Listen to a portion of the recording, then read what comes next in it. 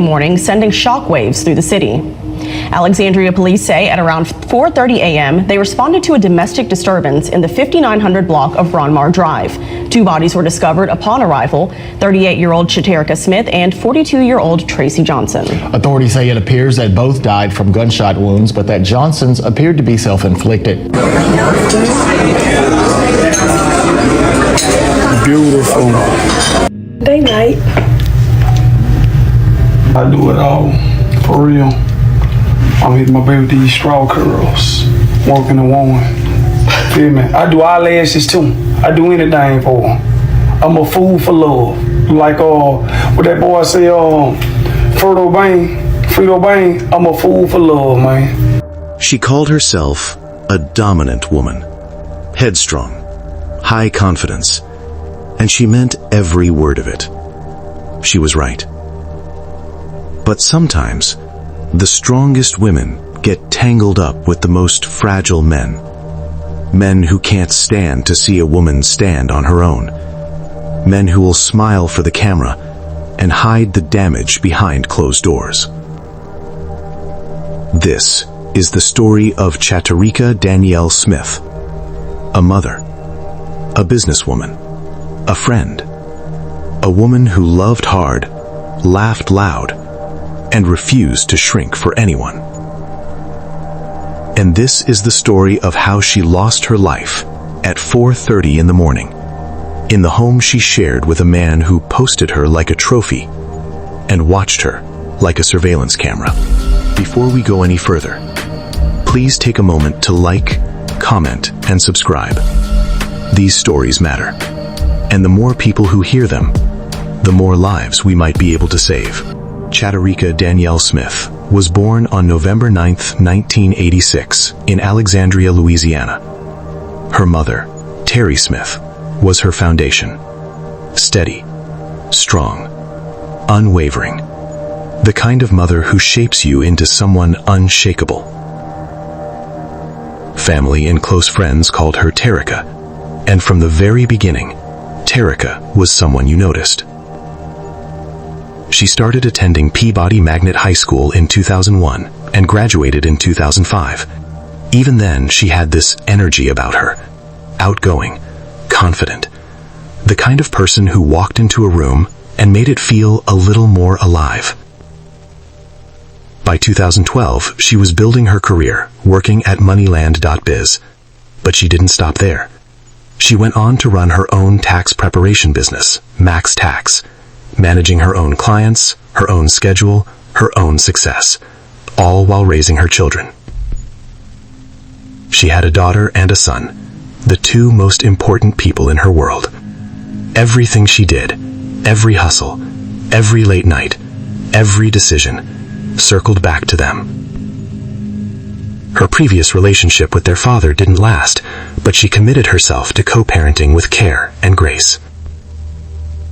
Terica loved fashion. She posted about it. She wore it boldly.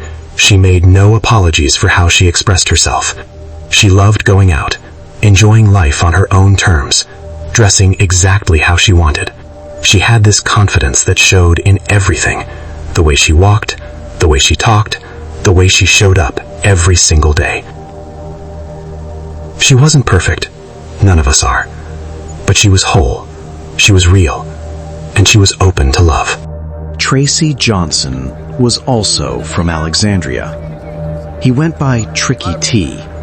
He called himself a jack of all trades and master of almost all. Barbering, cooking, painting, collecting, betting, even rap music. Tracy moved through life like a man with a vision, though the vision kept changing. There was no steady career, no clear path, just a man who always had something going on, always had something to say, always seemed to have it figured out. When they first got together, Tracy was everything a woman hopes to find after a hard season. He was attentive, he was romantic, he cooked for her, he pampered her. He surprised her with gifts from Jared, 10-carat diamonds, Louis scarves, spa treatments. He took her to Puerto Rico. He filmed every date, every kiss, every ordinary moment and called it extraordinary. He used to say, "Fellas, ain't nothing wrong with treating your queen like royalty." And people believed him, because when Tracy was performing love, he performed it well. Terica had been through enough to know what indifference looked like, and this felt like the opposite of that, so she let him in. On April 16th, 2022, they got married. The ceremony was beautiful, the photos were stunning, and from that day forward, their life became content. Tracy posted constantly, every date night, every gift, every laugh, every mundane Tuesday. He had a signature line he used in nearly every video. "Man, look at my beautiful ass wife." People loved it. They called them couple goals. They commented on the romance, the devotion, the way Tracy seemed to adore her. Thousands of people watched them and wanted what they had. But here's what people missed. It was always his camera, always his narration, always his frame. Tracy was the one deciding what got shown, and more importantly, what didn't. And if you watch those videos closely, really watch them, you start to see something in Terica's face, a distance, an exhaustion, the energy of a woman who is present, but not quite there.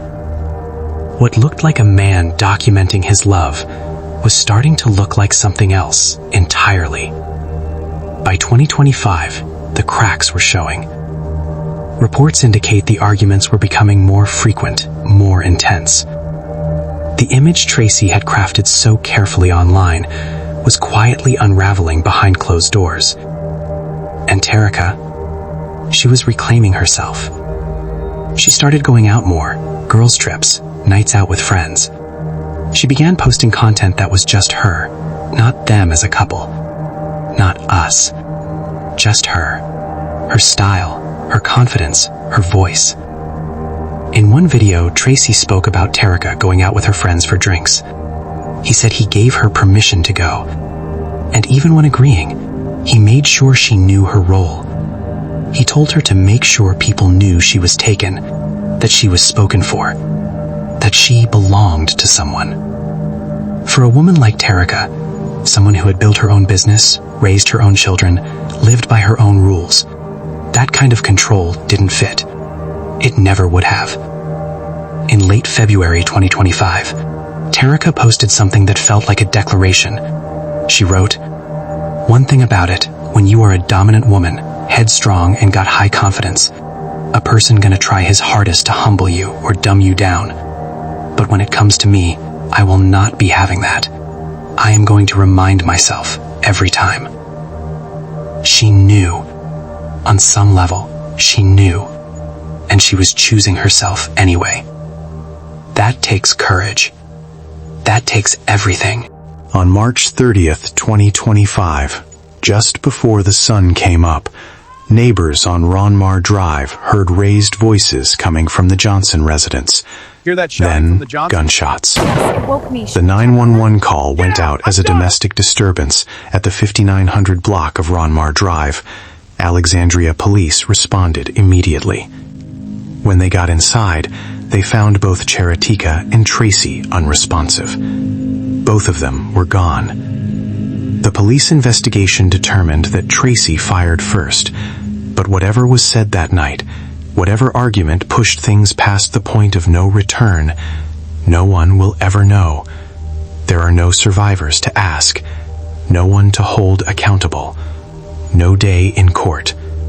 Just two families left to grieve, and a community left asking why.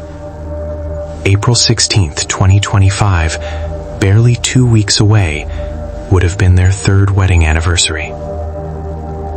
That same morning, the very morning she was killed, Terica had posted on social media. She wrote, "I love spoiling my kids. If they want it and I can get it, it's theirs. I don't care." That's who she was. A mother first, last and always. A woman who worked hard so her children would know they were loved. And just hours after writing those words, she was gone. Her children would never get another moment with her. Never another hug. Never another laugh. Never another ordinary Tuesday with their mom. The grief that followed was immense. Terica's best friend, Rashonda, wrote a tribute that broke hearts across the internet. She called Terica her real friend, a word she said she didn't use lightly. She described the laughs, the talks, the hugs that felt like home. She said Terica made life brighter just by being in it. Rashonda also made clear she intended to seek justice. She talked about fake friends and co-workers who had smiled in Terica's face while knowing things they never said out loud. She said she was reporting everything she knew to authorities, that this had become deeply personal. Her posts raised questions that have never been fully answered. What did people know? What signs did they see? What could have been said sooner and wasn't? On April 12, 2025, Cheritika Danielle Smith was laid to rest. In her memory, friends created the Terica's Touch Foundation, dedicated to beauty and cosmetics, keeping alive her love of fashion, style, and helping people feel confident in their own skin. On November 9, 2025, what would have been her 39th birthday, friends and family gathered to celebrate her life, share stories, and hold her memory close in the way she would have wanted. There are things we can't unsee once we see them. The way controlling behavior often arrives dressed as devotion. The way a man can film his wife like she's the center of his universe while slowly making her world smaller. The way you're spoken for can sound like love and feel like a cage. Terica sought it. She named it. She was walking away from it. In real time. In public. One post at a time. She didn't get to finish that walk. So if you're watching this, and something in Terica's story feels familiar, if you recognize the control dressed up as romance, the surveillance dressed up as content, the permission that was never his to give, please take that recognition seriously. Tell someone. Get help. You don't have to wait until things escalate to know that something is wrong. Terica's Touch Foundation carries her name forward, and so does every person who hears this story and chooses to pay attention. Rest easy, Terica. You deserved so much more time. I'll see you in the next episode of Climax. Thank you for watching.